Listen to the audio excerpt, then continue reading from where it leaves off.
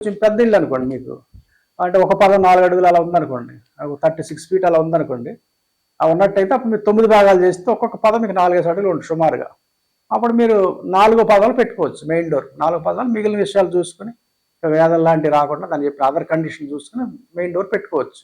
ఇది రెండో రూల్. ఒకవేళ మీరు పెద్ద స్థలం 1000 గజాల స్థలం ఉంది, దాంట్లో ఫర్ ఎగ్జాంపుల్ గేట్ పెట్టాలనుకోండి, గేట్ కానీ ఇదే సూత్రం, మెయిన్ డోర్కి మెయిన్ గేట్కి గ్రామ ద్వారాన్ని కూడా ఇదే సూత్రం, అన్నిటికీ ఇదే సూత్రం. అందులో ఫిక్స్ రూల్ సింపుల్, ఇదే సూత్రం పాటించాలి.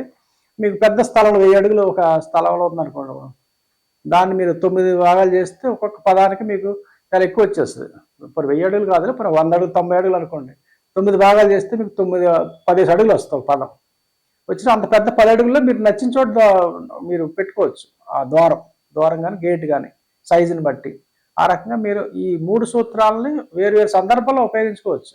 విషయం ఒకటే, ఆ విషయంలో వ్యత్యాసం లేదు, ఎటువంటి భేదాభిప్రాయాలు లేవు. ప్రాచీన గ్రంథాలన్నీ స్పష్టంగా ఇదే చెప్పినాయి సూత్రం.